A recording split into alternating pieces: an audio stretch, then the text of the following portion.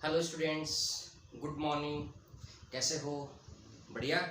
चलो करें start. Class start करें उससे पहले आपको कुछ टेस्ट के बारे में इंफॉर्मेशन दे देता हूँ। आपका एक फर्स्ट टेस्ट है, तो इस फर्स्ट टेस्ट में जो क्वेश्चन का लेवल रहेगा बिल्कुल सिंपल लेवल रहेगा बच्चों। सिंपल वाले क्वेश्चन करें, जो क्वेश्चन हार्ड हैं, लेंदी हैं, है ना, जिनमें टाइम ज़्यादा लगता है। कुछ बच्चे मेरे पास क्वेश्चन भेज रहे हैं बहुत लेंदी हैं, लंबे लंबे टाइम लग रहे हैं, मतलब एक एक क्वेश्चन 5-5 मिनट खा रहा है, 10-10 मिनट खा रहा है। तो ऐसे क्वेश्चंस केवल प्रैक्टिस के लिए होते हैं बच्चों, ऐसे क्वेश्चंस एग्जाम्स के लिए नहीं होते। ध्यान रखना है चीज को। जेई की, मेन की एग्जाम हो चाहे नीट की एग्जाम हो, जो 5-5 मिनट वाले क्वेश्चन होते हैं ना, जो क्वेश्चन 5 मिनट में सोल्व होते हैं, कैलकुलेशन वाले सोल्व होते हैं, ये केवल प्रैक्टिस के क्वेश्चन होते हैं, ये एग्जाम्स में नहीं आते। क्लियर का ध्यान रखना है इस चीज का, ठीक है।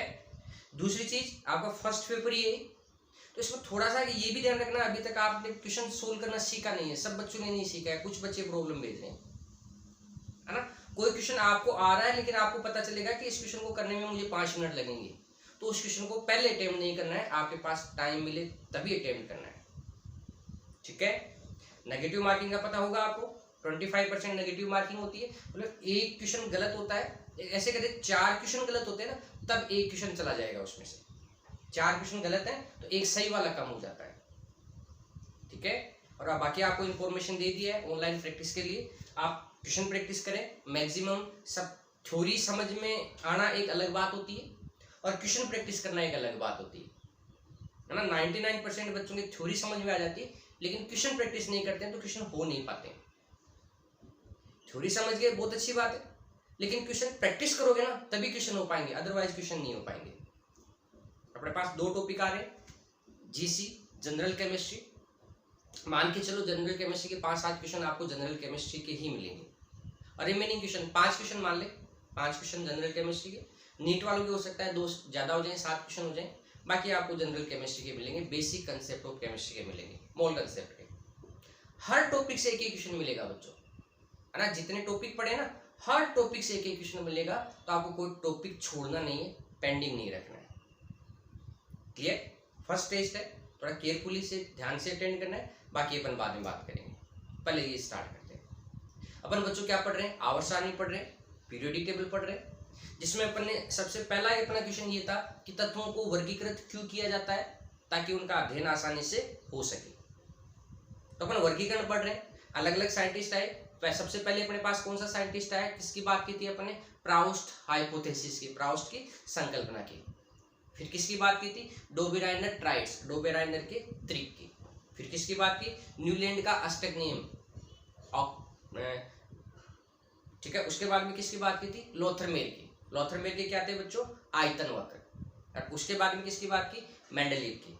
उसके बाद में किसकी बात की? आधुनिक आवर्त सारणी की। तो मैं फिर से आपको हल्का सा थोड़ा आधुनिक आवर्त सारणी बताता हूँ। जो मॉडर्न पीरियोडिक टेबल है, उस मॉडर्न पीरियोडिक टेबल में 4 पार्ट में डिवाइड कर रखा है अपन ने। आधुनिक आवर्त नियम, बताओ बच्चों आधुनिक आवर्त नियम किसने दिया? हेनरी मोजले ने। याद रखना इस चीज को, ठीक है। उसने कहा आवर्ती होती है परमाणु क्रमांक के समानुपाती, नाभिकीय आवेश के समानुपाती होती है। आवर्ती नाभिकीय आवेश के समानुपाती होती है, और नाभिकीय आवेश ही क्या होता है बच्चों? अपना परमाणु क्रमांक। आवर्त सारणी बनाई किसने? सेकंड जो पार्ट है, आवर्त सारणी बनाई किसने? रिंग एंड वर्नर ने।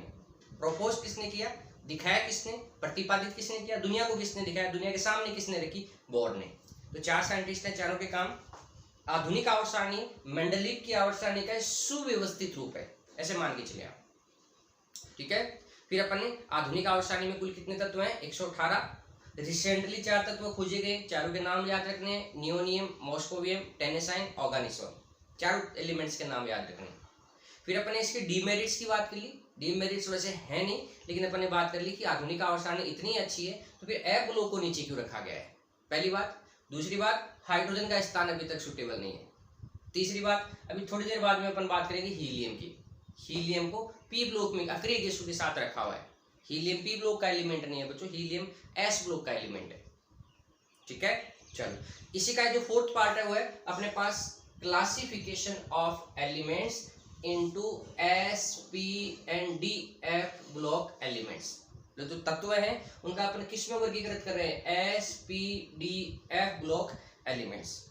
एक चीज का बच्चों स्पेशल ध्यान रखना है, ये SPDF ये स्मॉल लेटर होते हैं, स्मॉल लेटर होते हैं। बच्चे इनको कैपिटल एफ लिख लेते हैं, कैपिटल एस, कैपिटल डी, वो गलत है।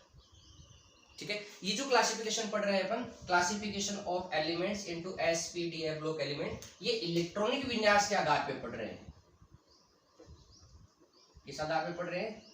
इलेक्ट्रॉनिक विन्यास के आधार पर। ये बोर का ही काम है सारा का सारा। रेंग एंड वर्नर उन्हीं का ही क्लासिफिकेशन किया हुआ है। रेंग एंड वर्नर ने किया था, बोर ने दिखाया था। दुनिया के सामने किसने रखा था? बोर ने। कितने ब्लॉक हैं बच्चों? 4 ब्लॉक, जिसमें से मैं फर्स्ट करके पढ़ रहा हूं, ऐसे बता रहा हूं आपको, S block elements. S block elements S block के तत्व है।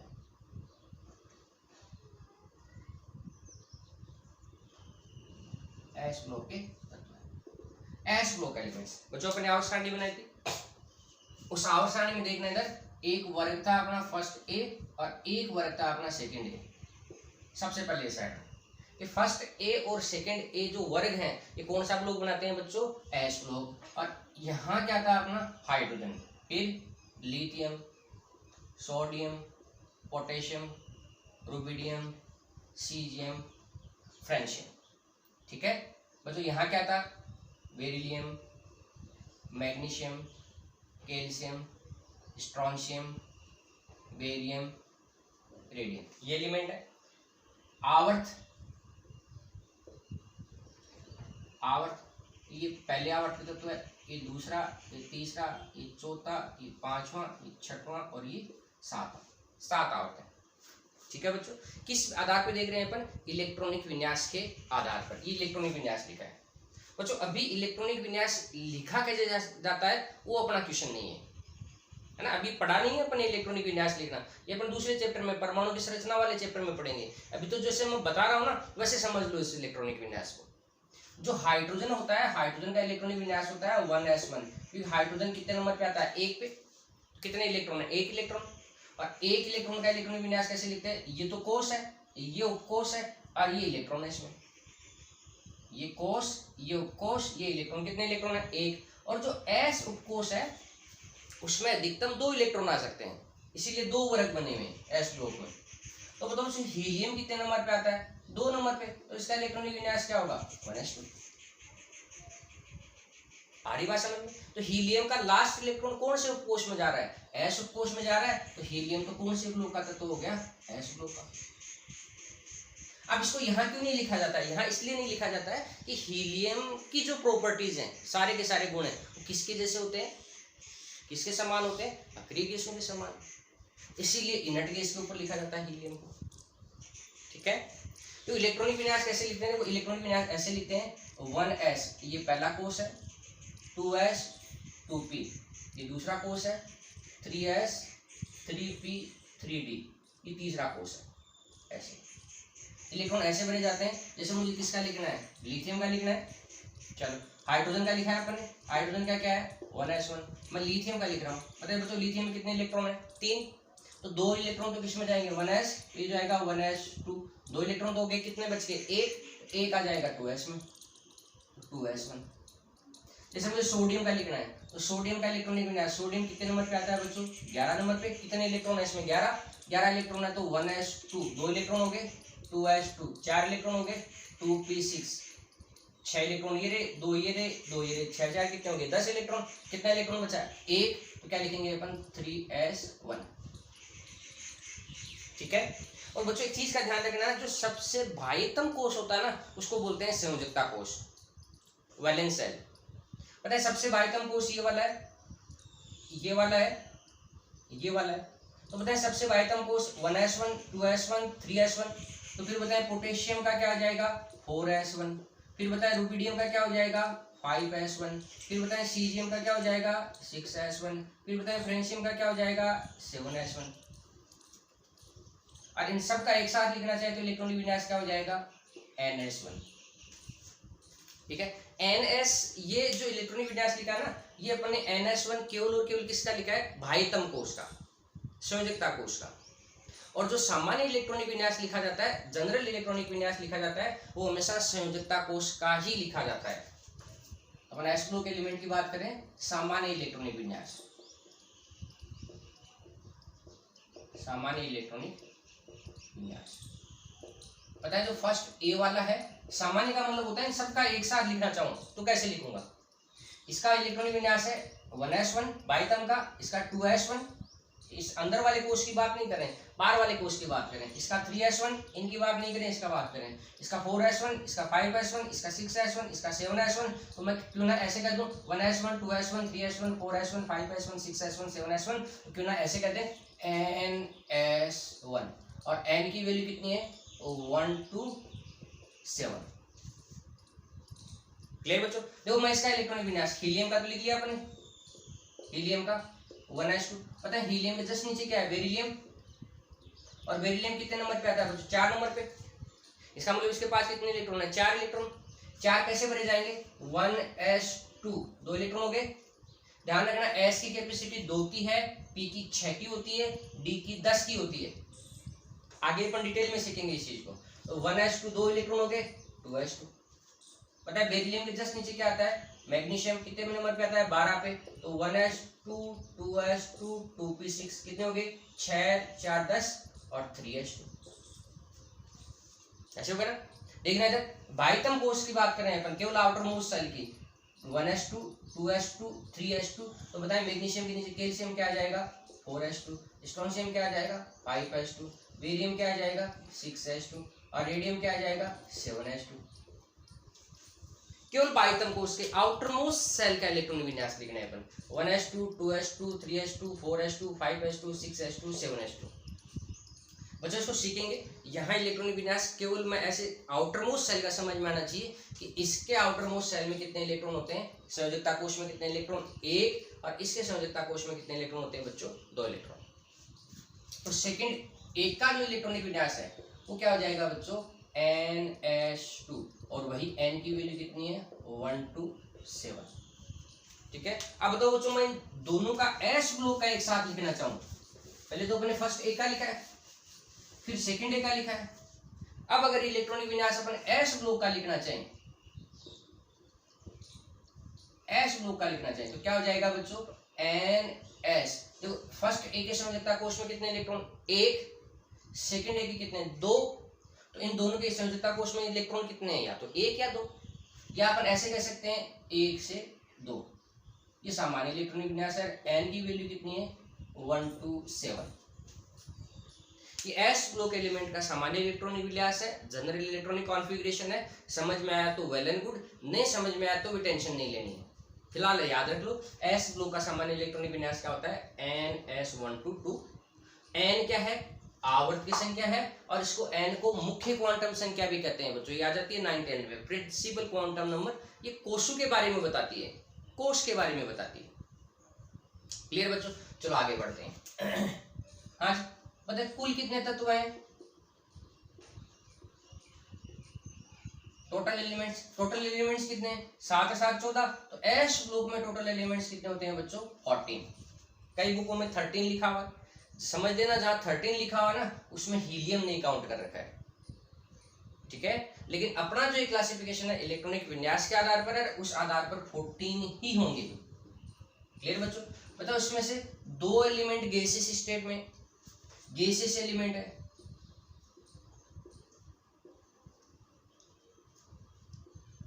गैसीय अवस्था में 2 तत्व है।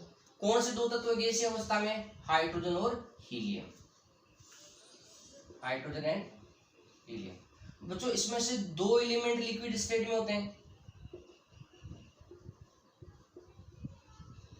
2 एलिमेंट द्रवावस्था में होते हैं। द्रवावस्था में कौन से एलिमेंट होते हैं बच्चों सीजियम और फ्रेंशियम, सीजियम एंड फ्रेंशियम। बताओ बच्चों इसमें से 2 एलिमेंट रेडियो एक्टिव होते हैं,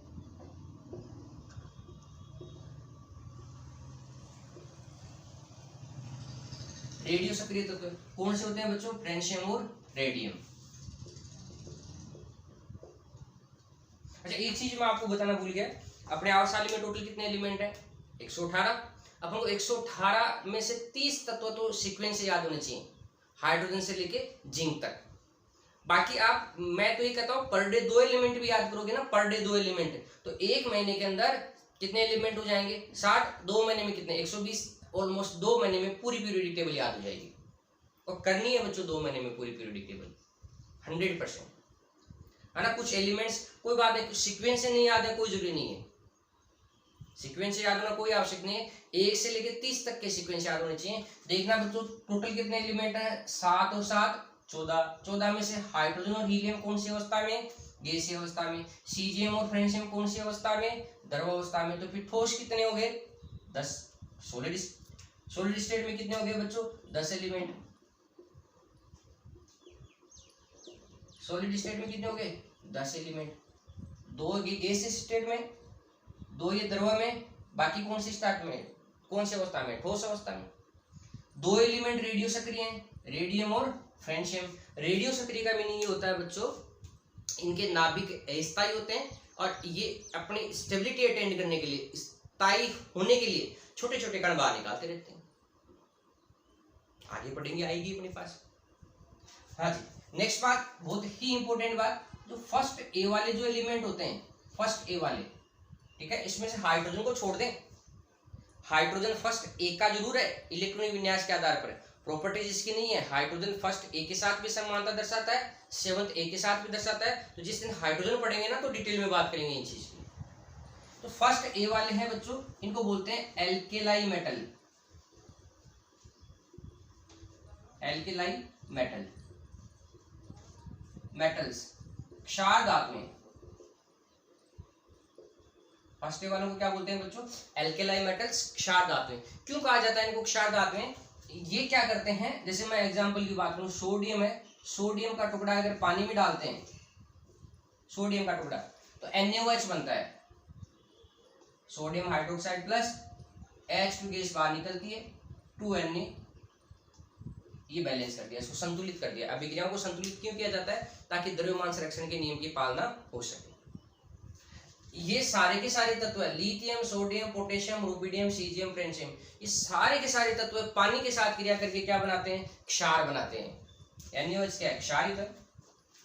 ये लिथियम हाइड्रोक्साइड, ये सोडियम हाइड्रोक्साइड, ये potassium hydroxide, rubidium hydroxide, caesium hydroxide, francium hydroxide, hydroxide है तो क्या है, क्षार बनाते हैं।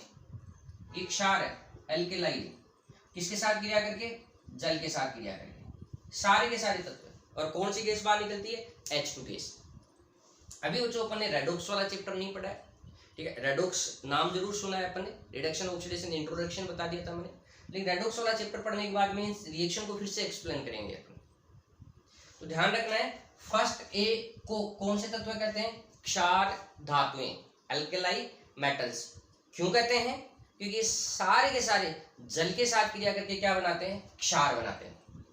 Sodium, sodium hydroxide, potassium, potassium hydroxide, rubidium, rubidium hydroxide, caesium, caesium hydroxide, francium, francium hydroxide. लेकिन ये दोनों के दोनों रेडियो सक्रिय होते हैं, इनकी कभी बात नहीं की जाती। तो जो सेकंड ए वाले जो एलिमेंट्स होते हैं, सेकंड ए एलिमेंट्स, इनको बोलते हैं एल्केलाइन अर्थ मेटल्स।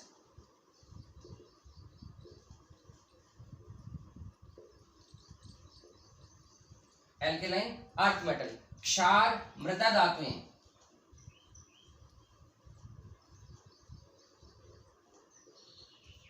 क्या बोलते हैं इनको बच्चों, क्षार मृदा धातुएं, एल्केलाइन अर्थ मेटल्स।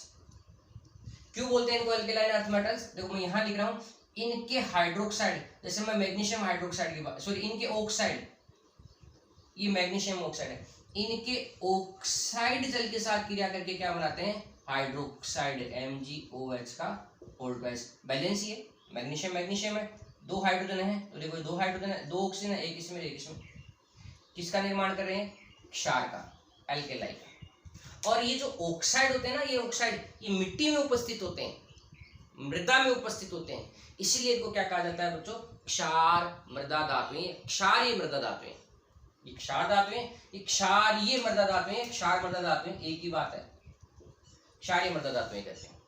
ये बच्चों एस ब्लॉक एलिमेंट्स हैं, ठीक है। आज की तारीख में आपको क्या करना है, आज की तारीख में फर्स्ट ए वाले तत्व सारे याद कर लें। एक दिन में लोड नहीं लेना है अपन को, एक महीने में लोड नहीं लेना, 2 महीने में याद कर लेंगे, 2 महीने में नहीं होगी तो 3 महीने में याद कर लेंगे, लेकिन पीरियोडिक टेबल जब याद होगी जब अपन ईमानदारी दिखाएंगे। ईमानदारी का मीनिंग ये होता है कि मैं कहता हूं बच्चों आज फर्स्ट ए वाले याद करने हैं, इसका मतलब फर्स्ट ए वाले याद करने। H4 hydrogen, Li4 lithium, Na4 sodium, K4 potassium, Rb4 rubidium, CS4 caesium, Fr4 francium, He helium, Be beryllium, Mg magnesium, Ce calcium, Sr strontium, Ba barium, Ra radium. ये एस ब्लॉक का introduction है और S block का अपने पास chapter आ रहा है 11th class में। S block 11th में पढ़ेंगे। मैं एक बार फिर से रिवाइज करवा रहा हूँ बच्चों। अपनी हेडिंग है classification of elements into SPD block elements. किस बेसिस पे देख रहे हैं? इलेक्ट्रॉनिक विन्यास के आधार पर। आज की तारीख में अपन ने इलेक्ट्रॉनिक विन्यास आता नहीं है, सीखा नहीं है अपन, फिर भी कोशिश करें, ठीक है। चलो, एस ब्लॉक एलिमेंट में कितने वर्ग होते हैं? 2 वर्ग, एक फर्स्ट ए और दूसरा सेकेंड ए। टोटल कितने एलिमेंट होते हैं यहाँ? 14 एलिमेंट। 14 में से गैसीय अवस्था में कितने हैं? हाइड्रोजन और हीलियम। द्रवावस्था में कितने हैं? सीजियम और फ्रेंशियम। रेडियो सक्रिय कितने हैं? फ्रेंशियम और रेडियम।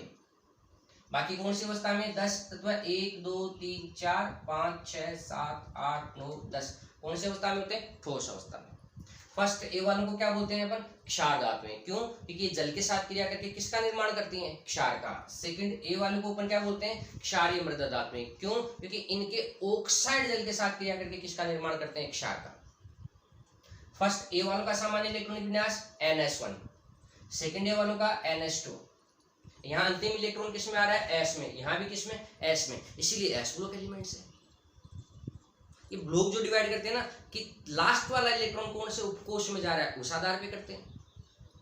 अगर एस ब्लॉक का फर्स्ट ए का लिखना है NS1, सेकंड ए का लिखना है NS2, एस ब्लॉक का मतलब दोनों को मिक्स करके लिखता है तो उसको लिखने का तरीका ये होता है NS122।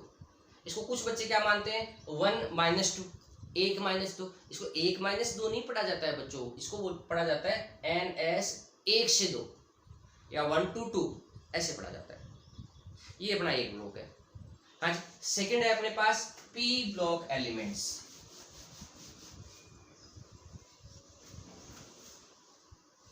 इस आधार पे देख रहे हैं बच्चों, इलेक्ट्रॉनिक विन्यास के आधार पर, इलेक्ट्रॉनिक कॉन्फ़िगरेशन के बेसिस पे अपने पास सेकेंड है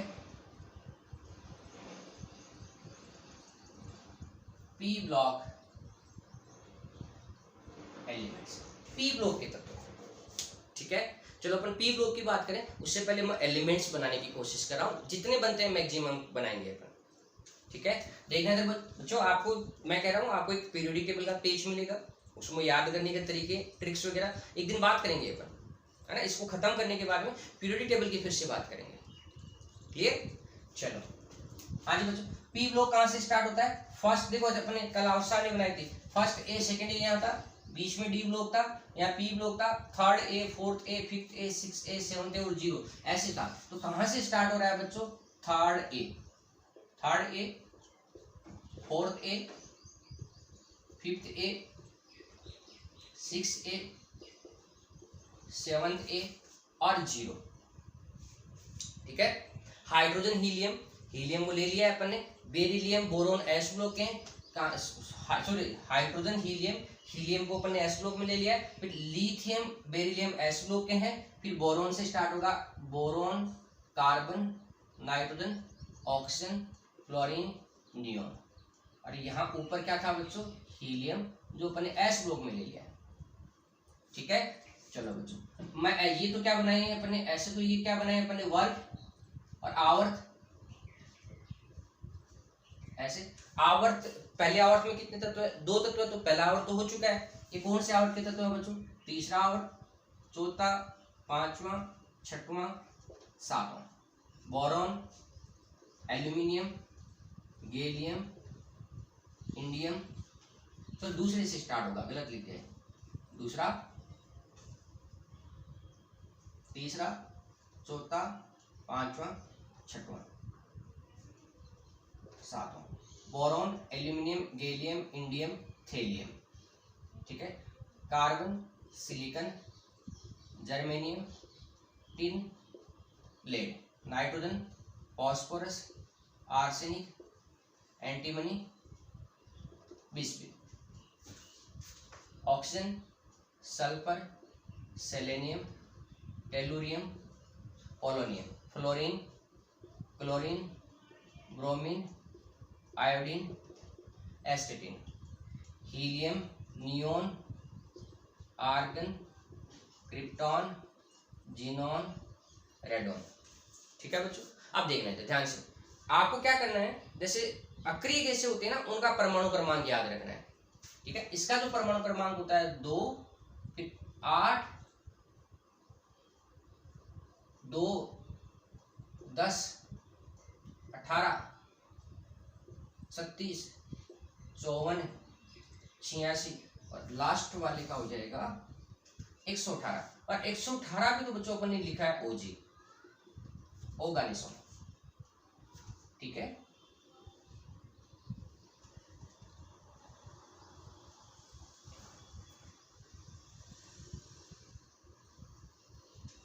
आपको क्या करना है बच्चों, अक्रिय गैसें होते हैं ना, अक्रिय गैसें, इनर्ट गैस, इनका परमाणु क्रमांक याद रखना है। अगर इनका परमाणु क्रमांक याद हो जाएगा तो जब जिस दिन अपन इलेक्ट्रॉनिक विन्यास लिखेंगे ना, तो मैं किसी भी एलिमेंट का इलेक्ट्रॉनिक विन्यास लिखना सिखाऊंगा।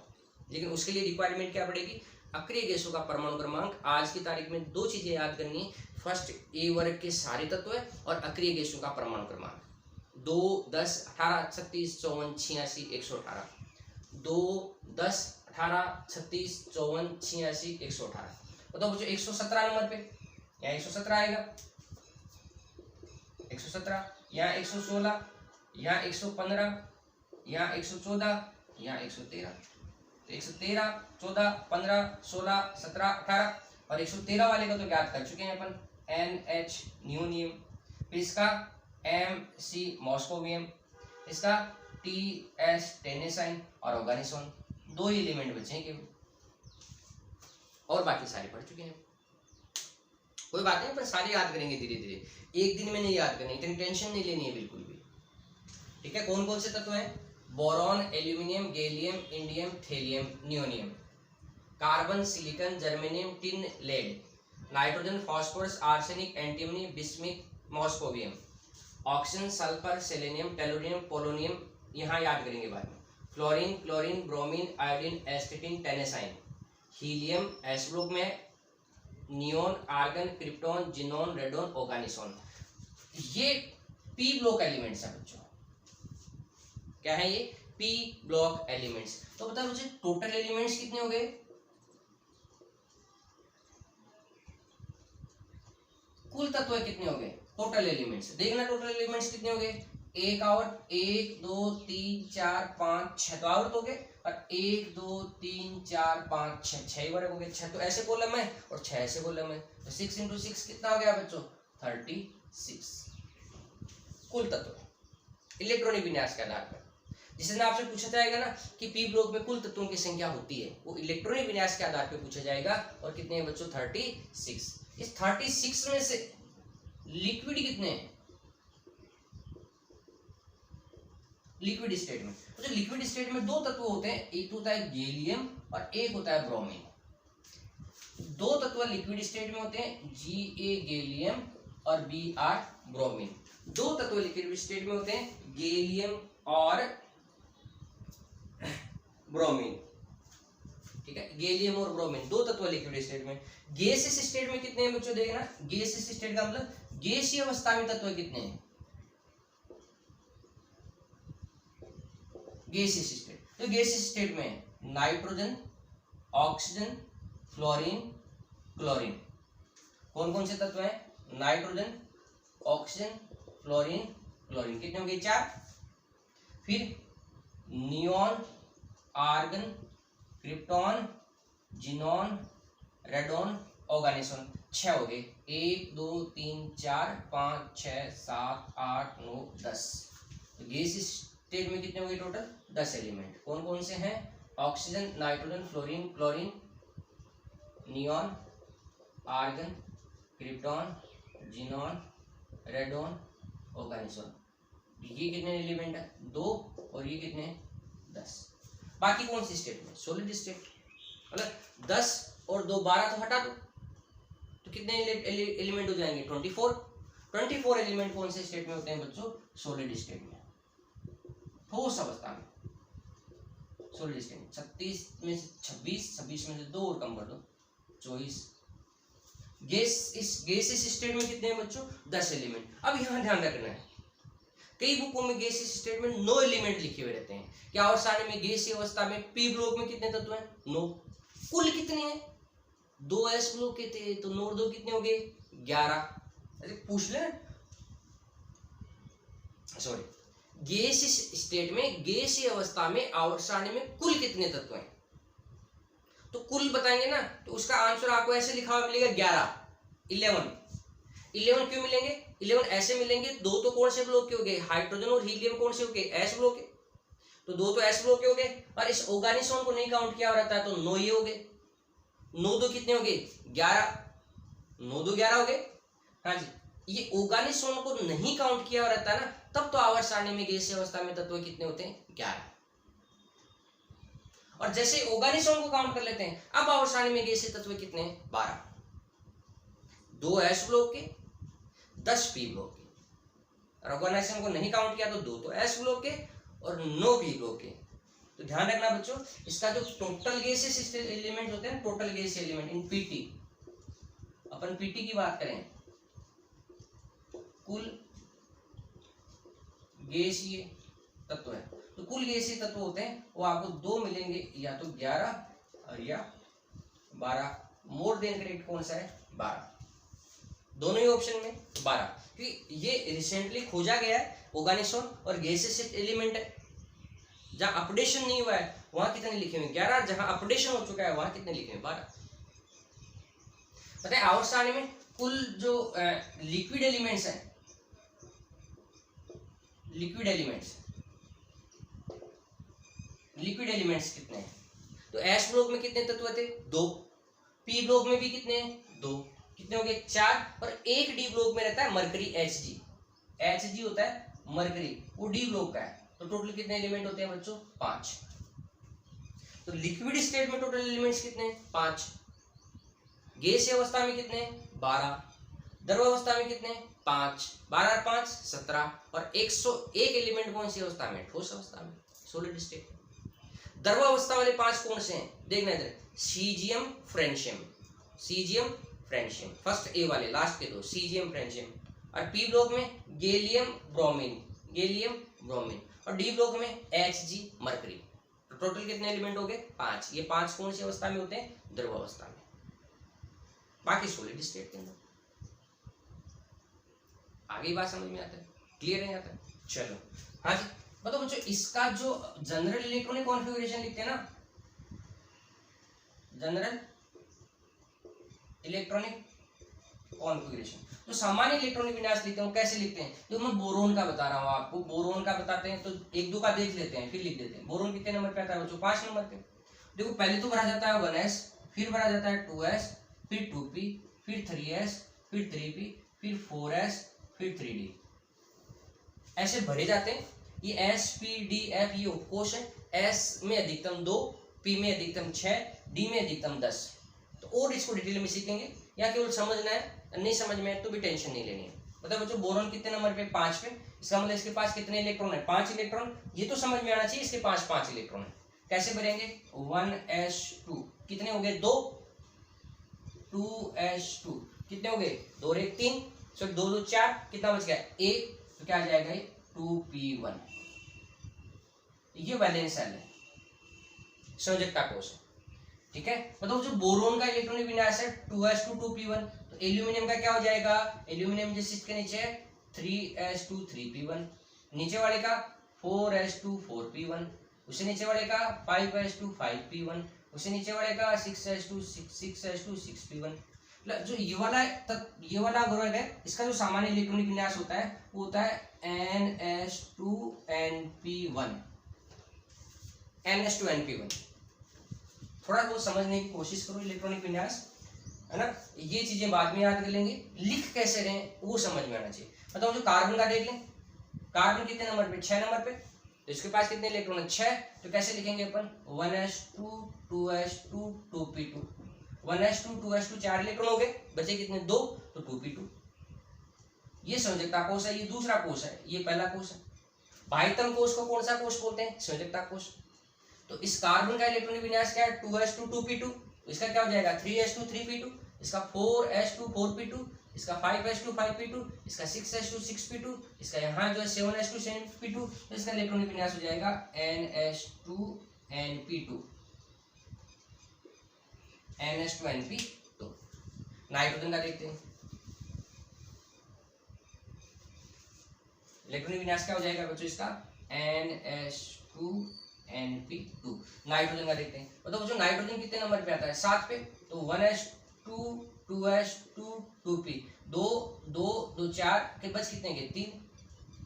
ये संयोजकता कोष है 2s2 2p3। इसका इलेक्ट्रॉनिक विन्यास 2s2 2p3 3s2 3p3 4s2 4p3 5s2 5p3 6s2 6p3 7s2 7p3। ये सबसे बाह्यतम की बात करें तो यहाँ जो इसका इलेक्ट्रॉनिक विन्यास है वो क्या आ जाएगा बच्चों? ns2 np3। चलो ऑक्सीजन का देखते हैं, ऑक्सीजन कितने नंबर पे? 8 पे, 1s2 2 इलेक्ट्रॉन हो गए, 2s2 4 हो गए, 2p 4, ये 8 इलेक्ट्रॉन हो गए, 2 2 4 4 8, 2s2 2p4 2s2 2p4 3s2 3p4 4s2 4p4 5s2 5p4 6s2 6p4 7s2 7p4, या ऐसे लिख दें ns2 np4 इलेक्ट्रॉनिक विन्यास। बताओ बच्चों क्लोरीन का, क्लोरीन कितने नंबर पे? 9 पे, तो 1s2 2s2 2p 5, p में अधिकतम कितने आ सकते हैं? 6।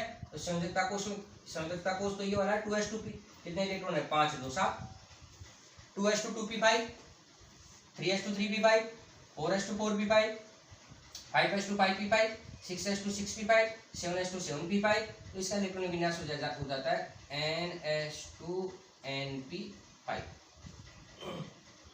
आगे बात समझिए। बताओ बच्चों नियोन का लिखें, नियोन कितने नंबर पे है? 10 नंबर पे, तो इसका इलेक्ट्रॉनिक विन्यास हो जाएगा 1s2 2s2 2p6। तो इसका 2s2 2p6, हीलियम की नहीं बात करें, 2s2 2p6 3s2 3p6 4s2 4p6 5s2 5p6 6s2 6p6 7s2 7p6। ये अपन केवल वैलेंस शेल की बात करें, संयोजकता कोष की बात करें ns2 np6। ये इलेक्ट्रॉनिक विन्यास है सबका इंडिविजुअल। अच्छा तो सबका इंडिविजुअल दिखाया अपन ने, सबका इंडिविजुअल लिखा है। अगर अपन पी ब्लॉक का लिखना चाहें, सामान्य इलेक्ट्रॉनिक विन्यास, पी ब्लॉक का लिखना चाहें तो कैसे लिखेंगे? ध्यान से सुनना। थर्ड ए का क्या है? ध्यान रखना, थर्ड ए के संयोजकता कोष में 3 इलेक्ट्रॉन, 2 रे 3। थर्ड ए के संयोजकता कोष में 3 इलेक्ट्रॉन, फोर्थ ए के संयोजकता कोष में 4 2 2 4, फिफ्थ ए के 3 दूनी 5, 6 ए के 4 2 6, 7 ए के 5 2 7 और 0 के 8। फर्स्ट ए के संयोजकता कोष में कितने इलेक्ट्रॉन थे? 1, सेकंड ए के 2, थर्ड ए के 3, फोर्थ ए के 4, फिफ्थ ए के 5, 6 ए के 6, 7 ए के 7 और 0 ग्रुप के 8। इस संयोजकता कोष में इलेक्ट्रॉन की संख्या होती है। और याद रखना बच्चों, संयोजकता कोष किसको बोलते हैं? सबसे बाह्यतम कोष को। आउटर मोस्ट सेल को क्या कहा जाता है? संयोजकता कोष, वैलेंस सेल। तो अगर आप कॉमन लिखना चाहें, इन सबको मिला के लिखना चाहें, तो मैं देखो सब में ns2 तो है, ये ns2 तो सब में है, ns2 तो सब में, तो ये लिख दिया मैंने ns2।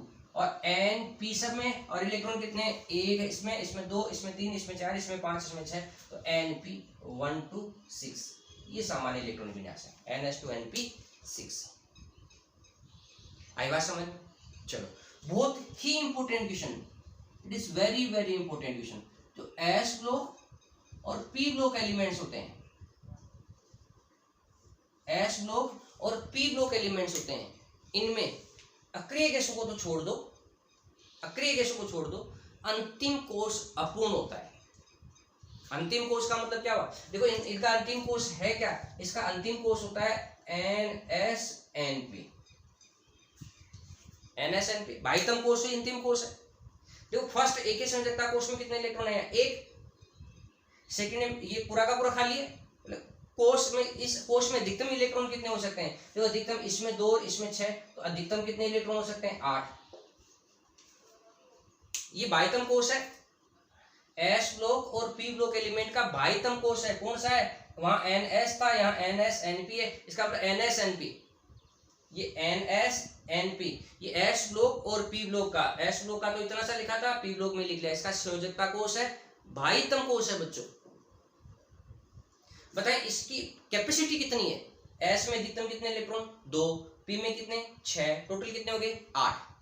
अगर 8 इलेक्ट्रॉन आ जाएंगे तो उसको तो अपन बोलेंगे पूर्ण पूरित, पूरा भरा हुआ। और अगर एक भी इलेक्ट्रॉन नहीं है तो खाली है वो, अपूर्ण नहीं कहेंगे, उसको खाली कहेंगे। और यहाँ अगर इस कोष में 1 से लेकर 7 इलेक्ट्रॉन तक आ जाए ना, उसको अपन अपूर्ण कहते हैं बच्चों। अपूर्ण कब होगा? जब 1 से लेकर 7 तक 8 इलेक्ट्रॉन आ गए तो पूर्ण हो गया, और है ही नहीं तो खाली है।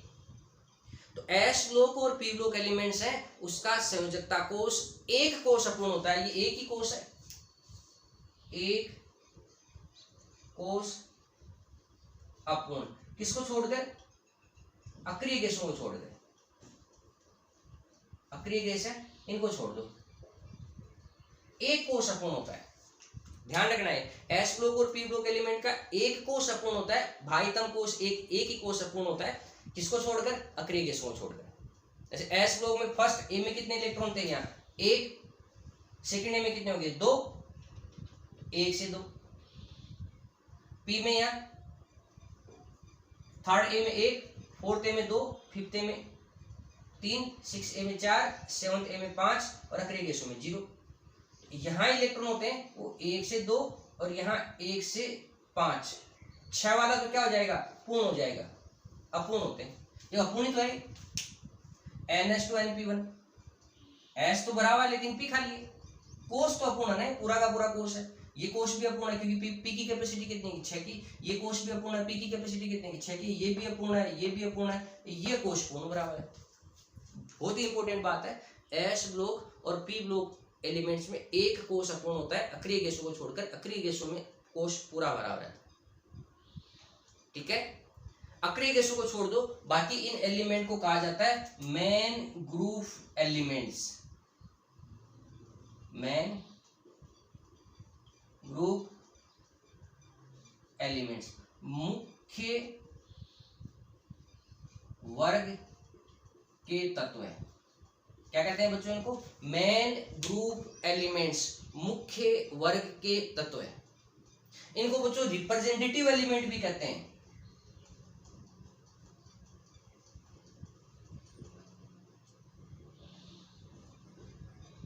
कौन से एलिमेंट्स कहते हैं बच्चों इनको? Representative element. ये प्रतिनिधि तत्व भी कहलाते हैं।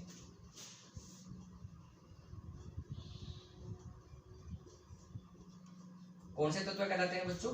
प्रतिनिधि तत्व कहलाते हैं। बहुत इंपॉर्टेंट क्वेश्चन पूछा जाता है, प्रतिनिधि तत्व कौन से ब्लॉक के होते हैं? एस ब्लॉक और पी ब्लॉक के। अक्रिय गैसों को छोड़कर, अक्रिय गैसों को प्रतिनिधि तत्व नहीं मानते हैं। तो एस ब्लॉक एलिमेंट और पी ब्लॉक एलिमेंट्स को कौन से एलिमेंट्स कहते हैं बच्चों? प्रतिनिधि तत्व कहा जाता है, रिप्रेजेंटेटिव एलिमेंट्स कहा जाता है, मेन ग्रुप एलिमेंट्स कहा जाता है, मुख्य वर्ग के तत्व कहा जाता है। किसको छोड़कर? अक्रिय गैसों को छोड़कर। आई बात समझ में? दो ग्रुप पढ़ चुके हैं अपन, दो ब्लॉक पढ़ चुके हैं, एस ब्लॉक और पी ब्लॉक। इस एस ब्लॉक और पी ब्लॉक की ये दो वर्ग है, थर्ड ए फोर्थ ए। ये इतना पोर्शन तो पढ़ेंगे 11th क्लास में, अपन डिटेल में अपने पास चैप्टर आने वाला है। एस ब्लॉक का आने वाला है एक अलग चैप्टर, पी ब्लॉक का एक अलग चैप्टर। ये इंट्रोडक्शन था केवल। बाकी remaining P block, D block, F block ये 12th क्लास में पढ़ेंगे, मतलब आवर्त सारणी को ही फिर से पढ़ेंगे डिटेल के अंदर। क्लियर बच्चों? चलो आगे कौन से ब्लॉक बचे हैं अपने पास? डी ब्लॉक एलिमेंट्स और एफ ब्लॉक एलिमेंट्स। इनकी बात अपन बाद में करेंगे नेक्स्ट वीडियो में। आज का आपका वर्क बता देता हूं जो हर बच्चे को याद करना है। मैं डेली वर्क बताऊंगा बच्चों, अब डेली, क्योंकि अब मुझे एलिमेंट्स याद करवाने हैं। ठीक है, ऐसे नहीं याद करोगे तो क्लास में पिटाई करके याद करवाऊंगा। मैं एक ही चीज के लिए पिटाई करता हूँ, पिटाई करता हूँ, पनिशमेंट देता हूँ, केवल और केवल एलिमेंट्स याद करने के, और बच्चों को नहीं पीटता हूँ। एलिमेंट्स तो मुझे रटवाने ही है, कैसे करके रटवाने चाहिए, कैसे करके याद करवाएं। आज आपको फर्स्ट ए वाले एलिमेंट याद रखने हैं, hydrogen, lithium, sodium, potassium, rubidium, caesium, francium. पहली बात। दूसरी बात, अक्रिय गैसों का परमाणु क्रमांक याद रखना है, 2, 10, 18, 36, 54, 86, 118। इसकी हेल्प मिलेगी अपने पास बहुत ज्यादा। क्लियर बच्चों? ओके, ध्यान रखना पीरियोडिक टेबल टेस्ट में नहीं आ रहा है, टेस्ट में केवल बेसिक कंसेप्ट ऑफ केमिस्ट्री आ रहा है, जीसी आ रहा है। क्लियर? नेक्स्ट वाली क्लास में मिलेंगे तब अपन डी ब्लॉक एलिमेंट्स, ए ब्लॉक एलिमेंट्स, ये इनमें टाइम ज़्यादा नहीं लगेगा, शॉर्ट में देखेंगे और फिर अपन अपनी आवश्यकता आने की फिर से बात करेंगे। Okay, thank you.